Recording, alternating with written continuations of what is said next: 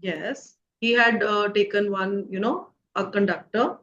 It doesn't have any, it just has a number of coils linked with it, and a galvanometer is placed because we want to know whether the current is flowing in the circuit or not. And then he had taken a magnet near it, he had placed a magnet near it, and he had seen no deflection in the galvanometer. But if we move this magnet towards the coil, or we move the magnet away from the coil, in both the cases, deflection is seen in the galvanometer, and this deflection is because of the presence of current flowing in the circuit. It is due to current, right, flowing in the circuit. So from here, he concluded that if we change the magnetic flux linked with the coil, change in magnetic flux. What is magnetic flux? Phi B. Phi B. B dot. Okay, B dot A. yes, it's B dot A. But how do we define magnetic flux? The number of magnetic field lines passed per unit area. Number of magnetic field lines crossing an area is magnetic flux, yes. So if we change the magnetic flux linked with the coil, then current is induced. This is what he had done in his experiment, right? Write the statement. It says that the magnitude of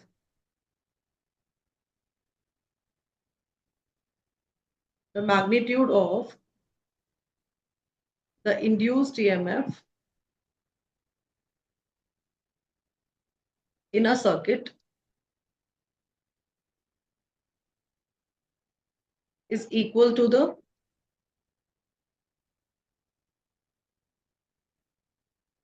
time rate of change of magnetic flux through the circuit.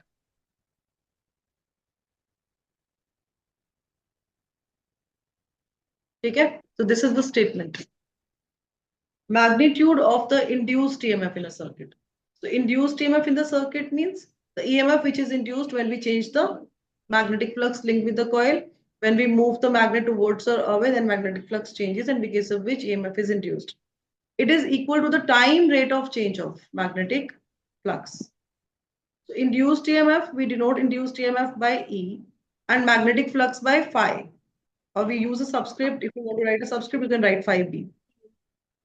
Change of magnetic flux means we write d phi b. D implies, and time rate of change of means we are going to divide this by time. DT.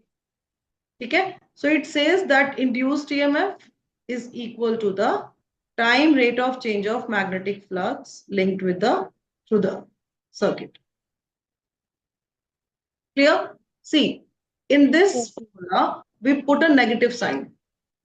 And why do we put a negative sign? Tell me. Negative sign indicates that the EMF induced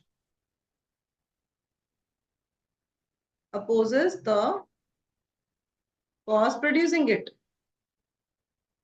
Opposes the change in magnetic flux. Opposes the change in magnetic flux.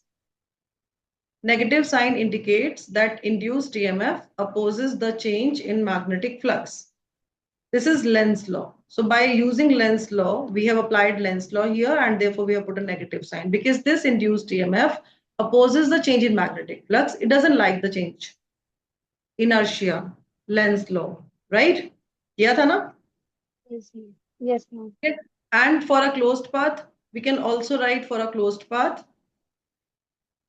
Write a note here. For a closed path,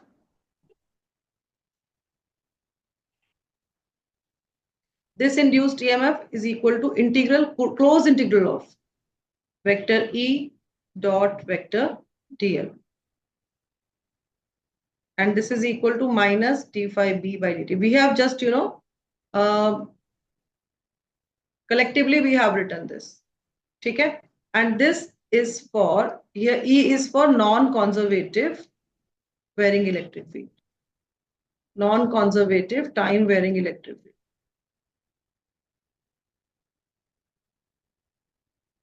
ठीक है, तो अगर आपका जो electric field है वो non conservative time varying है, in that case we can write close integral of vector E dot dl, ठीक है, as induced EMF. So we can collectively write like this. Clear? Yes, ma'am. Because sometimes electric field also changes with time, right? Electric field Yes, also, ma'am. the charges move, then electric field changes. Okay? Should I clear the screen? Yes, ma'am. Yes, ma'am. A coil with 500 square loops. So we have number of loops given, so we can write n is equal to 500. We have square loops, so it's like this. We have a number of square loops. See, if for one loop we have done the formula, right? Minus d5 by dt. For n number of loops, Yes, ma'am. simply multiply it by n. Minus ND5/dt. Yes. So we have n 500 loops. Each side is 10 centimeter. Side is given 10 centimeter. Then we can find area. है ना? Area. How will you get area? 10 into 10. Yes, side square. Okay. And we can convert 100 centimeter square. this into Meter square. meter square. What will you get? By 10 raised to power minus 4. 10 raised to power minus 2. 100 into 10 Meter. to power minus 4. No? So it's 10 to Yes, power ma'am. minus 2 meter square. Area, we have got area and number of turns, right? It is placed normally to the magnetic field. Normally to the magnetic field. So this is the magnetic field. Direction of magnetic field. And magnetic field is increasing. See. Magnetic field is not constant. Magnetic field is increasing at the rate of 1 Tesla per second. So we know the change in magnetic field now, because this is the unit of magnetic field, right? Magnetic field intensity की unit होती है Tesla, and this is the unit of time. So we can write this as dB by dt. dB by dt, right? Yes, ma'am. है ना? So dB by dt is 1 Tesla. 1 Tesla per second. ठीक है? So what is the EMF induced in the loop? So we have to find induced EMF.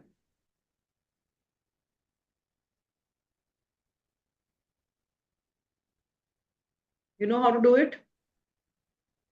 I can try. Okay, please.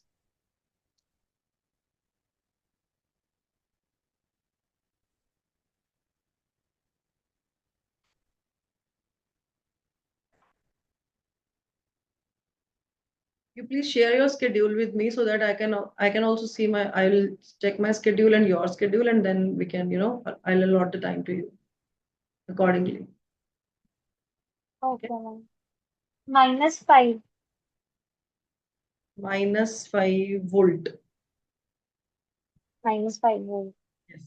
तो कैसे करेंगे हम इसे? N is ND5 by dt. See, when you are doing the numerical problem, it is not mandatory that you take the negative sign. Sometimes it is required. We put the negative sign because it is because of Lenz's law. It opposes the change in magnetic flux, and therefore we put the negative sign. You can take the magnitude of induced EMF. Okay? So it's number of turns, and d by dt. Phi is B into A, right? Anna? So B into A, we can put this A outside, write this A outside in the bracket. In the differentiation, we have dB by dt only. Now we'll put the values. Number of turns is 500. Area is 10 to the power minus 2. And this dB by dt is 1 Tesla per second. So it's 5 volt. Easy? Yes, ma'am. Yeah. Next question. Try this. So the magnetic field through a circular loop of wire, 12 centimeter. We have a circular loop of wire and radius is given. It is 12 centimeter. Resistance is given. So we can write radius first. Radius is 12 centimeter. Resistance is, let's write small r for radius and capital R for resistance. Radius is 12 centimeter and resistance is 8.5 ohm. The magnetic field is perpendicular to the plane of the loop and plotted as a function of time. Calculate the induced current, भी अब question complete नहीं है ना इसमें missing है. We have to calculate the induced current in the loop.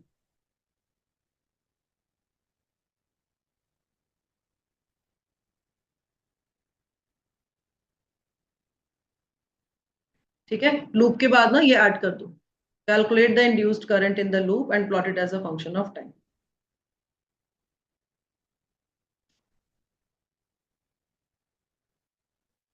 कैसे करेंगे?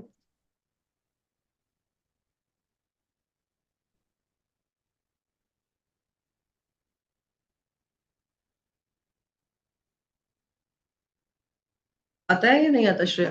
Try कर रही हूँ मैम, एक सेकंड.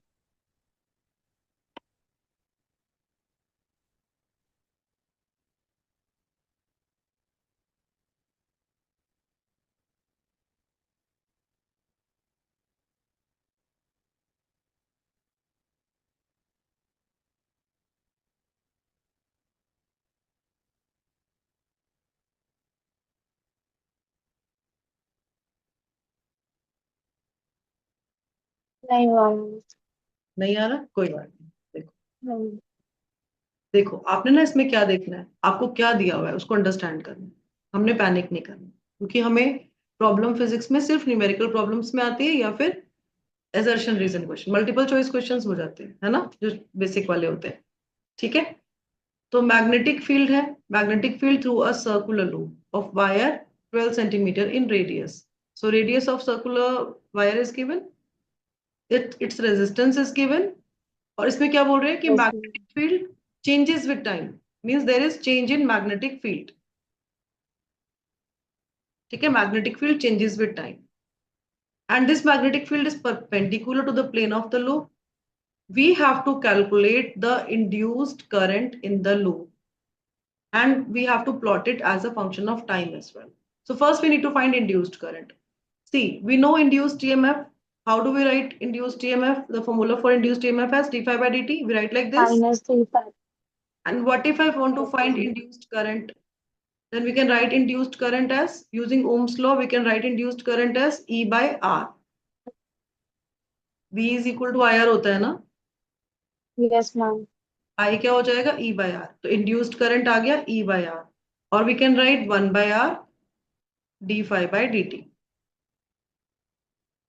Clear? तो अब आप यहाँ पे देखो, look at this graph. Yes, ma'am.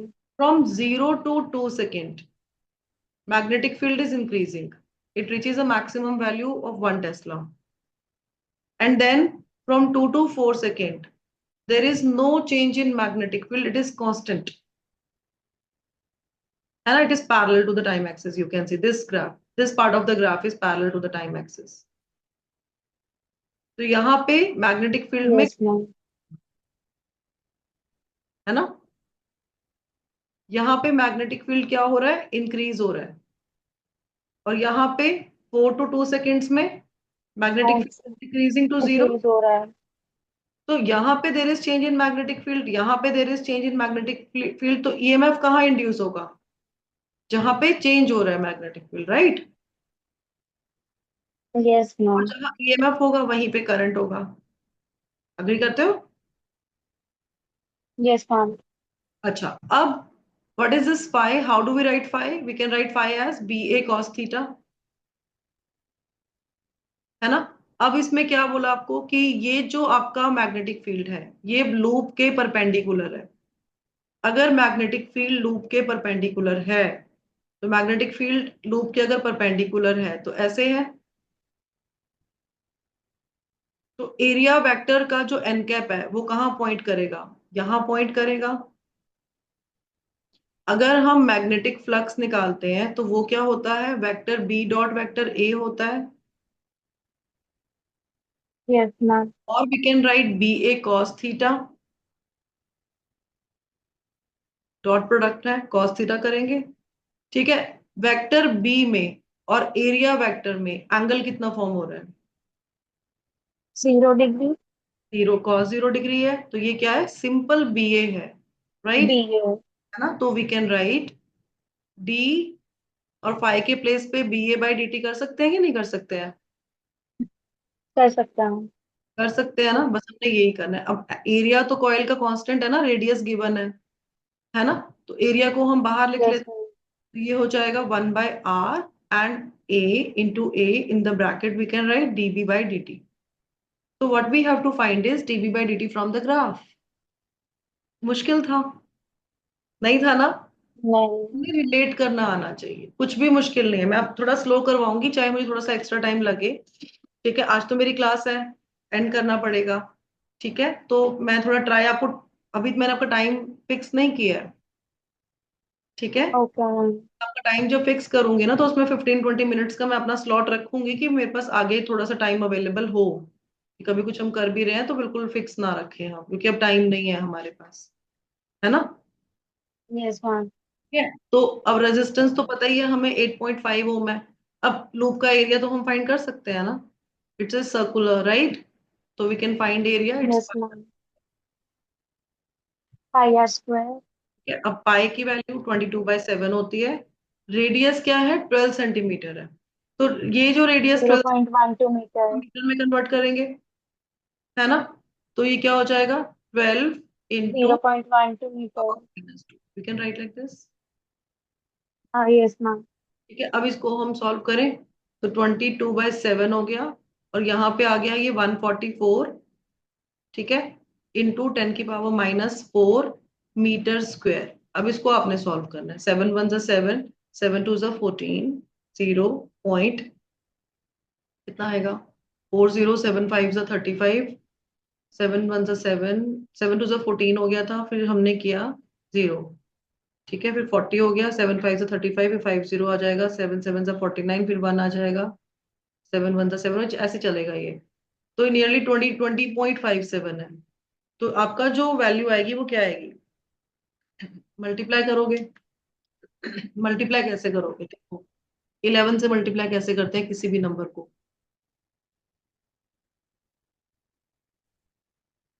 उसमें भी तो टाइम सेव करना पड़ेगा ना,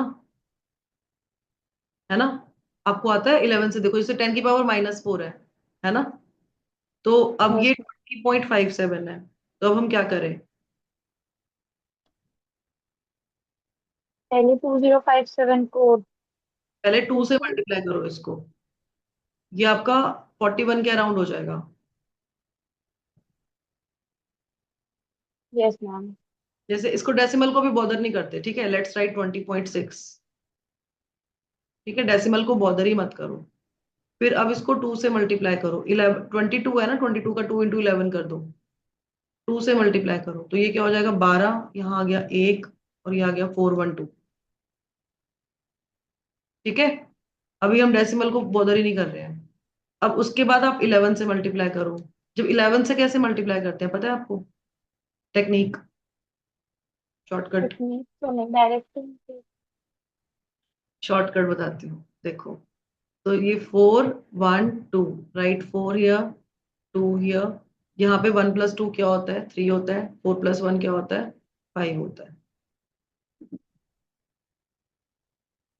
तो ये ओके। आंसर है। It will save your time. ठीक है, it will save your time. तो मैं I am writing answer here. ठीक है, तो इसको जब सॉल्व करोगे you will get your answer as 4.52 into 10⁻⁻² metre square. This is area of the loop. Now we have got an area of the loop. We know the okay. resistance of the loop. We just have to find dB/dt for different time intervals. वो we can find out very easily using graph. First write this and then I'll clear the screen and then we'll move. देखो अब हमने क्या करना है? Now our E is -n d∅/dt, right? Or we can write this as -n a dB/dt. We can write like this. You know the yes area ma'am. turns, right? Now we have to find dB/dt for from the graph. So first consider the interval 0 to 2. Time t is equal to 0 to 2 seconds. For this time interval, we can find dB/dt. It's like we're taking as we are taking slope. See, how do we take slope? We do y2 minus y1 upon x2 minus x1. In the same way we are going to do it. ठीक ठीक है, इसके coordinates क्या है? 0 0, है ना? इसके Yes, coordinate ma'am. 2, 1. 2 1।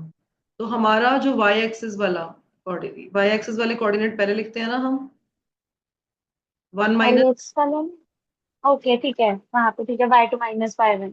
1 minus ये b2 माइनस b1 हो गया ना, Yes, और ma'am. Minus t1 is 1 minus 2 minus 0। Any doubt in this? No, ma'am. It's 1 by 2 Tesla per second because magnetic field is in Tesla and time is in second. ठीक है, तो 1 by 2 Tesla per second आ गया. Now similarly we can find for 2 to 4 second.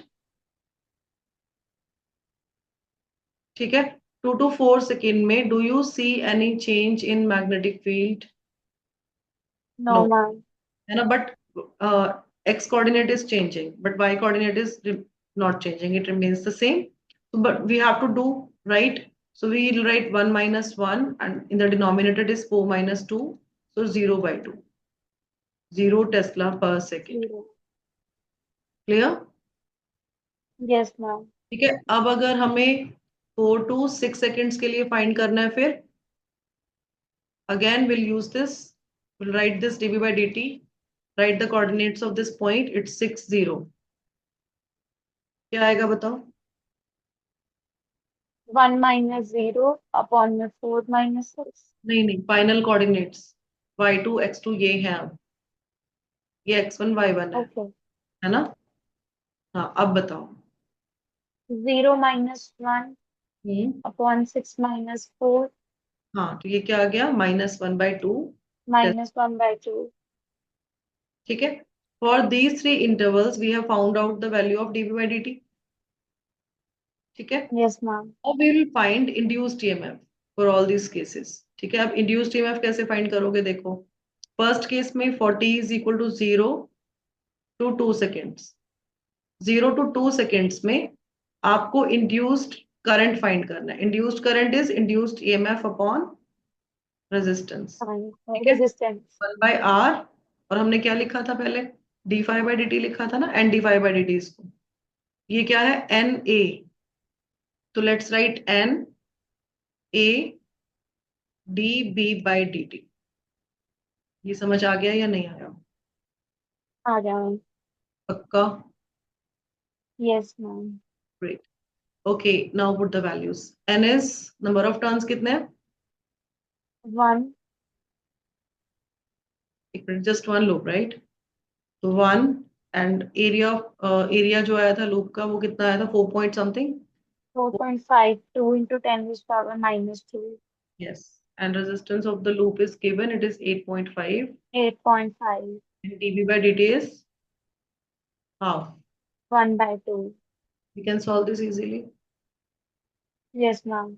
It's nearly 2. You can see that 4.5 and this is 8.5. So 8.5 अगर ये 9 होता तो ये half ही हो जाता. But it is not 9 ना. तो ये less आपका थोड़ा सा half से ज्यादा होगा. क्या लिखोगे? 1.6 or 7. नहीं नहीं, 4.5 है ना बेटा. मैं इसको ऐसे देख रही हूँ कि ये 4.5 है. अगर नीचे 9 होता तो हम 1/2 कर देते. 1/2 इंटू 1/2 होता 1/4. तो हमारा By 0 4. आ जाता. लेकिन ये 0.25 से थोड़ा सा ज्यादा आएगा जब सॉल्व करोगे सारा, क्योंकि नीचे 8.5 है, 9 नहीं है. आपको समझ आया मैं कैसे सोच रही हूँ? थोड़ा थोड़ा. जब आप देखो, मैं आपको सिर्फ यही नहीं करवा रही हूँ कि क्वेश्चंस कैसे करें. मैं आपको ये बता रही हूँ कि क्वेश्चंस को जब हम न्यूमेरिकल प्रॉब्लम सॉल्व करते हैं तो हम लास्ट में आके अड़ जाते हैं. जब हमें नंबर्स दिखते हैं तो हमें लगता है आप कौन करेगा इसको मल्टीप्लाई. आप ये वाली फीलिंग आती है ना? बस उसको हमने कैसे एलिमिनेट करना. ठीक है, आपने उसको कैसी नजरों से देखना है, कैसे देखना है, दैट्स मोर इम्पोर्टेंट. सी, अगर ये 4.5 है तो 4.5 का डबल करते हैं तो 9 होता है ना. Yes, ma'am. 4.5 का डबल 9 होता है ना, तो अगर इसको कट करते तो 1/2 आता, मानते हो? यस। ये 9 होता तो 1/2 होता, है ना? और 1/2 इंटू 1/2 क्या हो गया? 1/4। 1/4। 1/4 क्या होता है? 0.25, हाँ यस मैम। है ना? तो अब ये नंबर 9 नहीं है, डिनोमिनेटर थोड़ा सा छोटा है, थोड़ा सा छोटा है, 0.5 डिनोमिनेटर छोटा है, तो न्यूमरेटर थोड़ा सा यस मैम। बड़ा है। बड़ा है। ये मैं क्यों बता रही हूँ? क्या जरूरत? कैलकुलेशन इजी करने के लिए। कैलकुलेशंस भी इजी, जिस माइंड वजह में से। पता होना चाहिए कि इसका आंसर इसके अराउंड आना चाहिए। कभी कभी जब हम मल्टीपल चॉइस क्वेश्चंस करते हैं, तब उसमें it is not necessary that every time you have to solve the questions to get your answer. अगर आपको उसमें ऑप्शंस मिल रहे हैं, कोई ऑप्शन उसमें 8 है, कोई ऑप्शन उसमें 9 है, कोई उसमें 0.5 है, कोई उसमें 0.9 है, तो आपको इतना पता है कि 0.25 के अराउंड आ रहा है, तो 0.26 हो सकता है, 7 हो सकता है, 0.9 नहीं हो सकता। ठीक है यस ना? मैम। तो थोड़ा, जो कहते हैं ना, तुक्का मार दिया, पूरा नहीं किया, इसके अराउंड होगा। आइडिया, एस्टिमेट, ये वो एस्टिमेट है। ठीक है। सो लेकिन जब इसको आप सॉल्व करोगे, on solving this, if you take the negative sign, because you know here we have dv by dt negative also, so let's consider negative sign as well. ठीक है। तो जब आप इसको सॉल्व करोगे, on solving this you will get -0.266 into 10 power -2. Let's erase this. 0.266 into 10 power -2. This is current. So it is current is measured in ampere. Ampere. So this is how you have to do. In the same way you can do for 2 to 4 second and 4 to 6 seconds. Yes ma'am. Hello.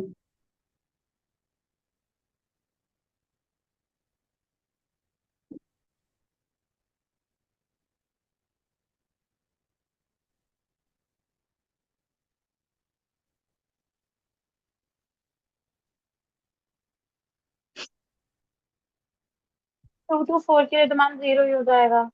Hmm.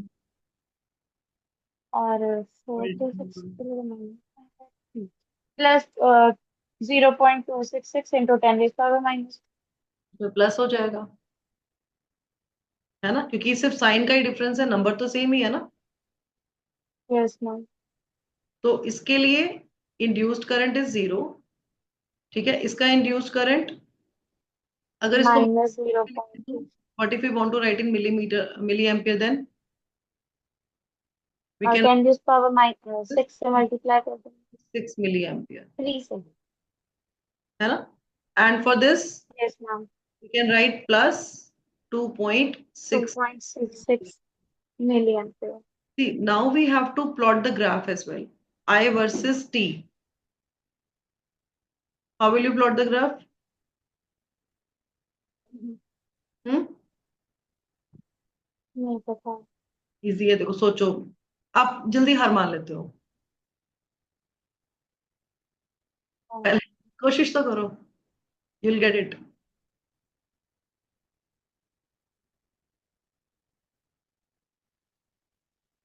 Try करो। मतलब जैसे जिसमें T के हिसाब से मतलब आई इंक्री देखो आई की वैल्यू, जैसे 0 to 2 सेकेंड में जो आई है वो नेगेटिव में जा रहा है तो पहले माइनस में कर देंगे 2.66 फिर उसके बाद 0 और फिर पॉजिटिव। देखो अब आपको किसने बताया? मैंने तो नहीं बताया ना, आपने अपने आप को खुद ही बताया, है ना? बस ये प्रॉब्लम क्या है कि हमें ये चीज थोड़ा सा ना शांत रहना बहुत जरूरी होता है, फिजिक्स में पेशेंस बहुत चाहिए। क्योंकि फिजिक्स जो है, अगर हम इम्पेशेंट हो जाएंगे ना, और हम हर चीज में सोचेंगे नहीं मैं नहीं कर सकती, तो नहीं आएगा। अब आपने खुद ही बताया ना, मैंने तो नहीं बताया आपको, राइट? अब देखो ध्यान से, जो आपका 0 to 2 सेकेंड है, उसमें करंट की वैल्यू -2.66 मिली एम्पियर आ रही है। ठीक है। तो we have a constant current, मतलब मैग्नेटिक फील्ड तो इंक्रीज हो रहा है, you can see there is straight line we are getting which is not parallel to time axis. It means magnetic field is varying. It is changing with time. But is current changing with time? No. Current is हाँ not changing with time. We are getting a steady value of current, right? So if we say that this is minus 2.66, so we can draw like this. Yes ma'am क्योंकि 0 to 2 seconds में ये time है हमारा along x axis and we are taking current along y axis. Let's take in milliampere. ठीक है, तो 0 to 2 seconds में current की वैल्यू जो है वो -2.66 है, और वो अगर 1 होगा सेकंड तब भी 2.66 है, 1.5 सेकंड है तब भी 2.66 है, 1.8 सेकंड है तब भी 2.66 है, अगर 2 सेकंड है तब भी 2.66 ही है। तो पैरेलल लाइन आएगी ना टाइम एक्सिस के। यस मैम और 2 to 4 सेकंड में there is no current in the circuit, in the coil, right? Because there is no current, so we will not draw anything, leave it. Okay ठीक है, and 4 to 6 seconds में we have the current but it is of positive value, same current is flowing, it is of positive value, and again we have a steady current.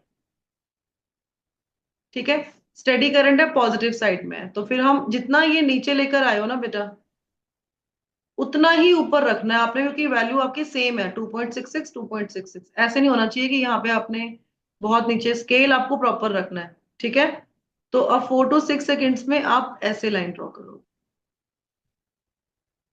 Okay ma'am this is the graph, draw this.